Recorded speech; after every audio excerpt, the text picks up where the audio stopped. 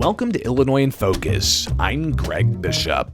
Coming up, we'll review the week's top stories about the end of money bond in Illinois and the concerns about tax credits going to a Chinese-linked EV battery manufacturer.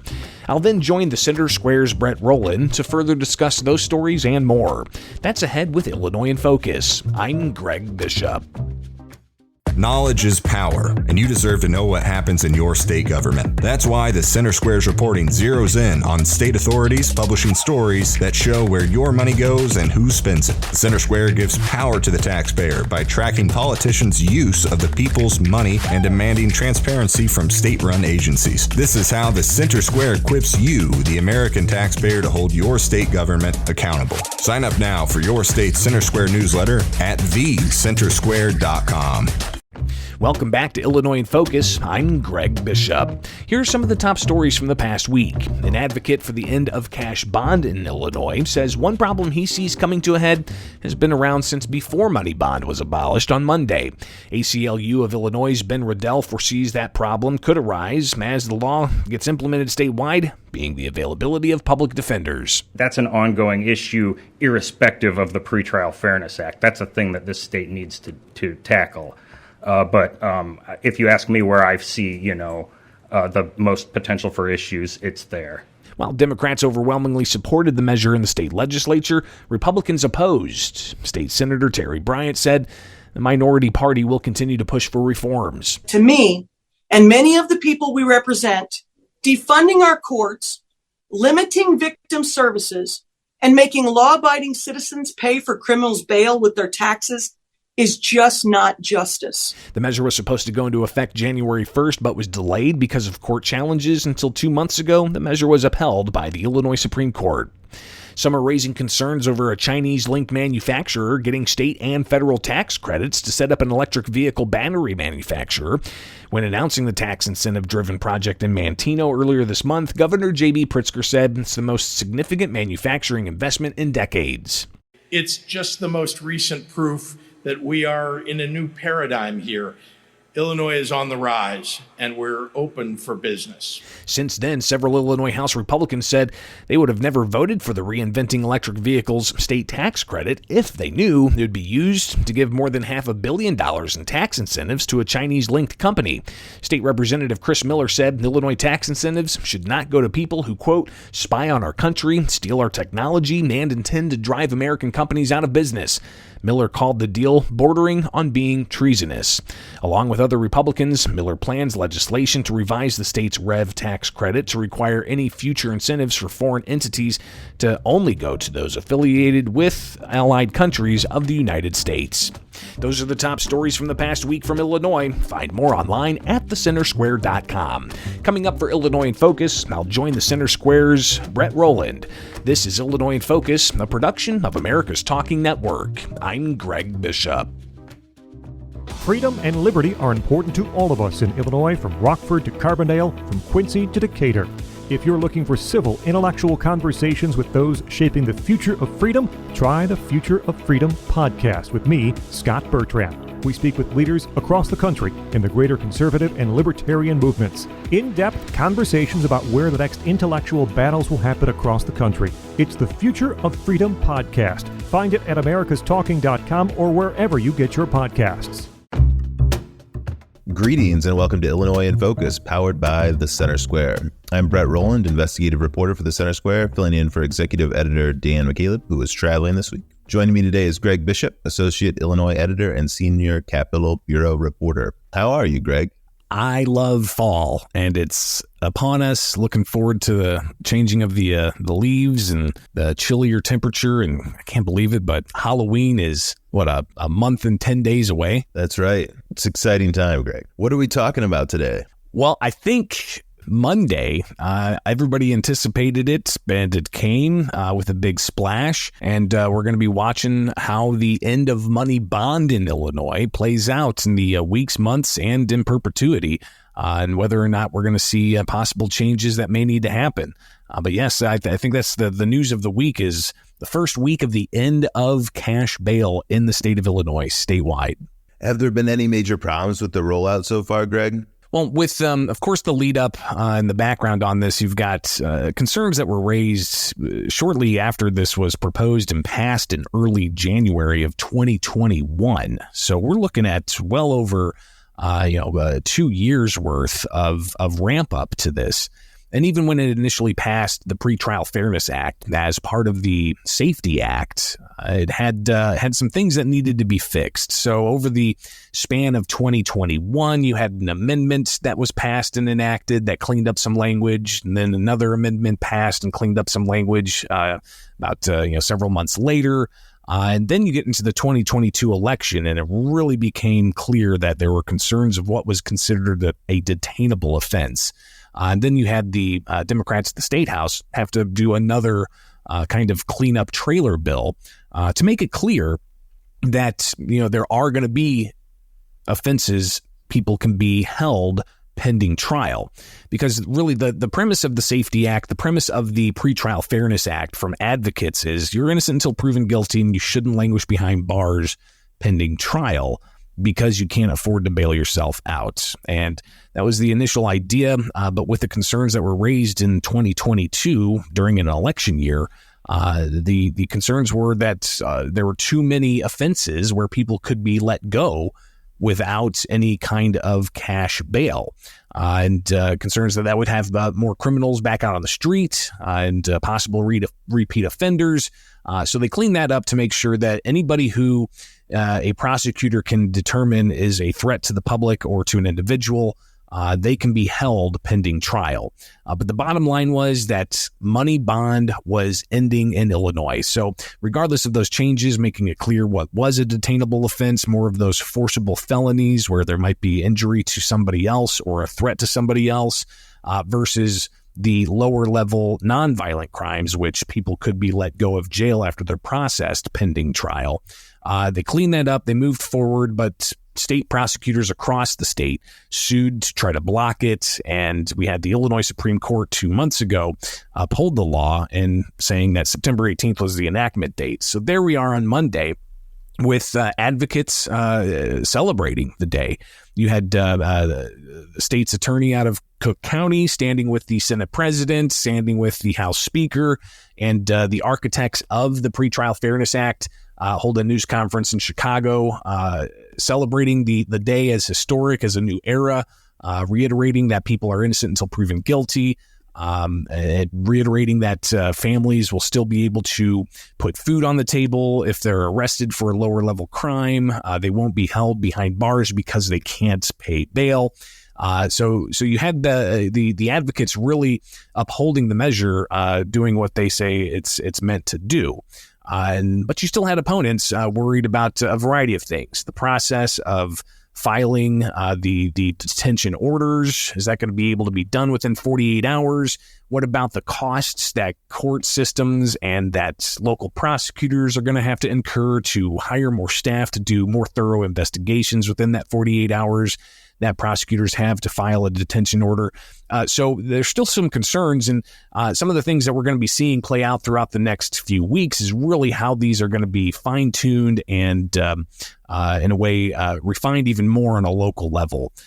But some of the stories out there that we've seen reported across the state thus far include, people being held pending trial, people who may be, a domestic abuser, allegedly.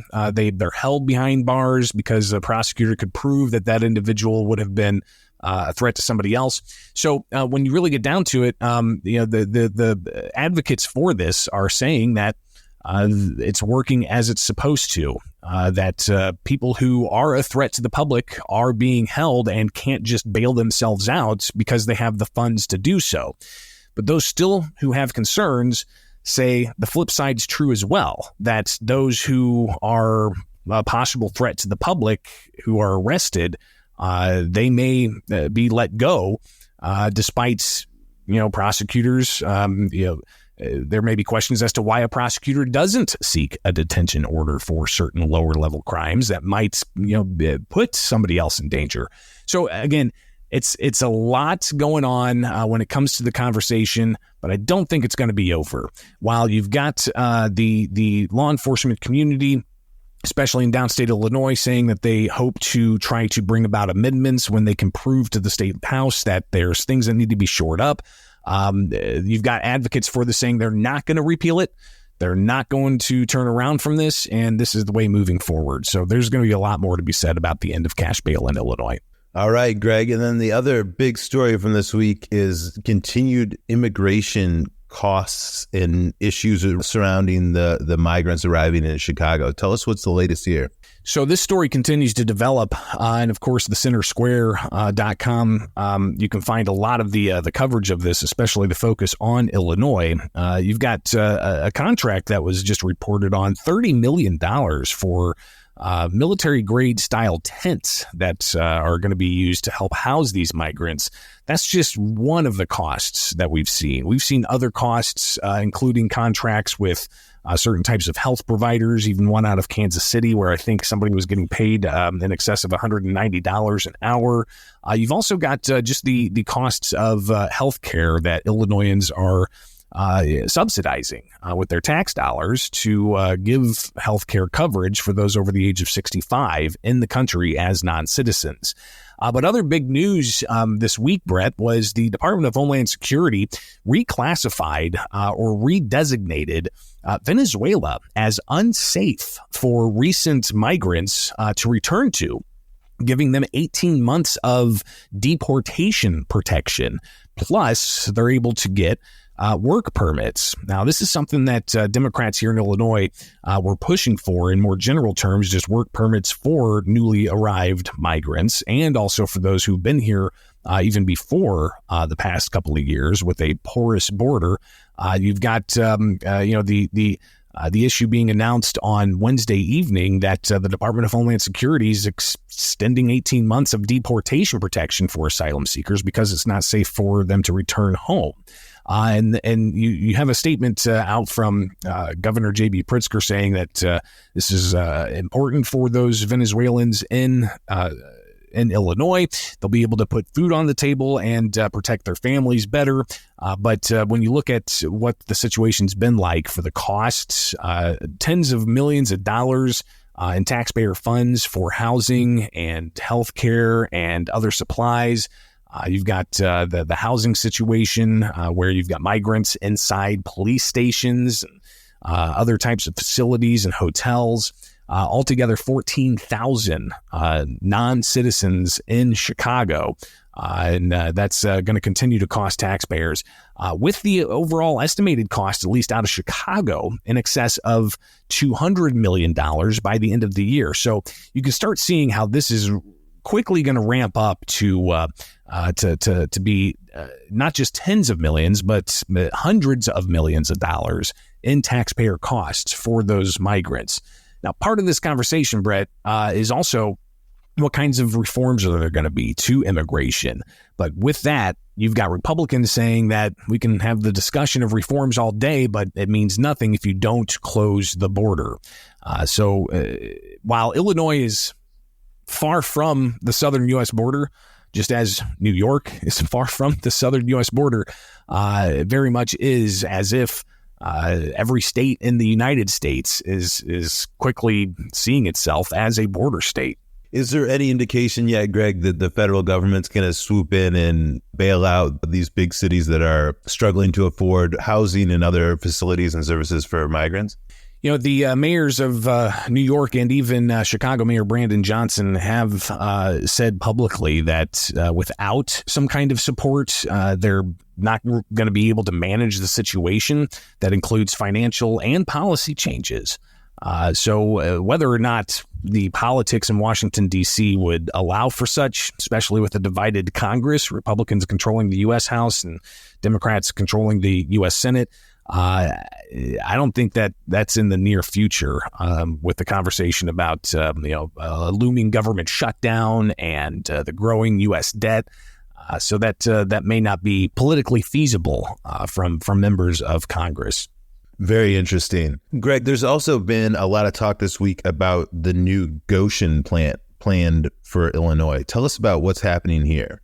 Earlier this month, Governor J.B. Pritzker joined Kankakee County and local officials in Manteno and announcing that Goshen, a Chinese electric vehicle battery manufacturer, was going to be getting tax subsidies to construct a $2 billion plant and hire people to work at the plant. And all of this fitting into Governor J.B. Pritzker's goal of having 1 million EVs on the road by, I think, like 2035. But this is, at first a big splash, a big construction project, $2 billion of local investment. It was going to cost taxpayers around $500 million in tax credits just from Illinois. But quickly people raised alarm, not just about the large tax credits from Illinois, but also what has been estimated to be in excess of $6 billion in tax credits and incentives from the federal government through the Inflation Reduction Act. And that's prompted letters to be sent from members of Congress to the U.S. Treasury to not just raise concern about the amount of tax subsidies or tax credits, but also that Goshen is apparently linked with and allegedly linked with the Chinese Communist Party. So you've got concerns even in Illinois where Republicans downstate who supported tax credits for the electric vehicle industry to come into Illinois to set up. They said that individuals like State Representative Chris Miller said that they would not have voted for this. The REV tax credit. They would not have voted for that if they knew that the tax credits would be given to what they said was an adversary of the United States. Even Chris Miller going as far as to say that it's borderline treasonous or traitorous. And he also talked about how we shouldn't be giving tax credits to countries that want to spy on Americans and want to destroy American businesses. So obviously there's some contention here, and even official letters from members of the U.S. Congress to Treasury Secretary Janet Yellen urging her to not proceed forward with this project and not to proceed forward with these dollars going to Goshen. So the governor, I imagine he'll be asked about this at some point, but he did say during that groundbreaking ceremony with Goshen in Kankakee County in Manteno, he said that it's a new paradigm in Illinois, and that Illinois is open for business. But others are criticizing the governor, saying that these tax credits in Illinois may have attracted a Chinese business, but they haven't done much to really attract the level of domestic business or other business to Illinois, while these other companies seem to go to other states to find a better business climate. So again, another issue that was dominating this week, and something I think we'll be hearing more about in the near future. Greg, tell us about the latest conversations on pensions in Illinois, too. I know there was a new report that came out this week from ALEC. Yeah, so of course, pensions have been really top of mind for legislators, past and present, because this has been an issue that's been decades in the works, getting to where we're at right now. And where we're at right now is, according to the American Legislative Exchange Council's 7th annual report on public sector pensions across the country, Illinois has the second highest per capita cost for public sector pensions. And they peg that number at $37,000 per man, woman, and child in the state of Illinois. And that's second only to Alaska's $43,000, I think, for every man, woman, and child in Alaska.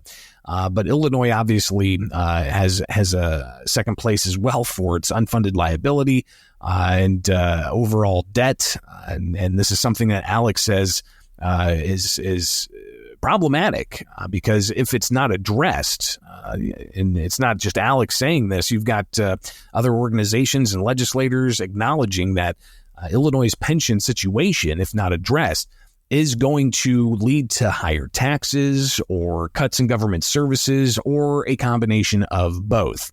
But one thing that's interesting in this report from the American Legislative Exchange Council is those states that have a low per capita cost for public sector pensions. I think Indiana came in within the top 5 and only had about $8,000 per capita. But you've got, of course, this report laying that out. And Jonathan Williams from ALEC, who compiled the report, he said that the states that are seeming to do well in keeping that cost low for taxpayers are taking some different innovative steps and focusing on maximizing as much of their return on investment as possible, or maybe just kicking in more money as often as possible, or maybe having some of the beneficiaries of the pensions while they're working contributing more to the pension systems. But obviously in Illinois, it's a situation where the conversation has been going on for decades. Surely you recall, Brett, back in 2011, they tried giving lesser benefits through a Tier 2 system. Those hired after 2011. And there were all the other changes to Tier 1 benefits that the Illinois Supreme Court shot down, saying that it violated the state's pension protection clause. And that really has led to this kind of stagnation of sorts where, yeah, we got Tier 2 in 2011, but not much else has changed. And the 3% compounded annual increases for Tier 1 retirees continues to compound. And there hasn't been political will to address the state constitution when it comes to that issue. But you do have lawmakers talking about this. They're discussing various ways to address the unfunded liability, which the Illinois Auditor General puts at $140 billion of unfunded liability, while ALEC, their calculations have it more close to $500 billion in unfunded liability. And we've seen a range of that unfunded liability, what really is going to be the ultimate taxpayer cost. And even credit rating agencies put it at $200 to $300 billion that taxpayers are on the hook for in unfunded liability. But the most recent conversations of the State House have really been about either putting more money in, which right now we put about 1 out of every 5 tax dollar the state takes in to the state's pension funds, and also this conflict with Tier 2. Because as Tier 1 pensions continue to compound increase year after year for those who are already retired, there's real concern that the beneficiaries of Tier 2 are going to be continuously increasing in a much larger fashion, subsidizing Tier 1. Not much indication they're going to tackle anything before the end of the year. We could see this conversation about Illinois' pension woes really escalate and heat up in the next year of the 2-year General Assembly. This is a problem that, as you mentioned, has dated back decades. And the problem was the state didn't fully fund the pensions during those decades, right? It's something I heard a lot when I came onto the scene to cover the State House now 14 years ago or so. What I heard a lot was kicking the can down the road. There was a lot of kicking the can down the road of maybe we fund some priority instead of pensions, and then, we'll pay that off in the next year through a loan that the government gives itself. And then that turns into another can being kicked and another can being kicked and another, and you can see how this all compounds. But you do have a ramp of pension funding that is going to, in a way, precipitously increase over the next few years. Before we get to what the goal is for 90% funding by 2045. Right now, 42% is what the average funding ratio is for all 5 state pensions. Thank you, Greg, for your insight into all of these important stories, but that's all the time we have for this week. Listeners can keep up with these stories and more at thecentersquare.com. For Greg Bishop, I'm Brett Rowland. Thank you for listening, and please subscribe.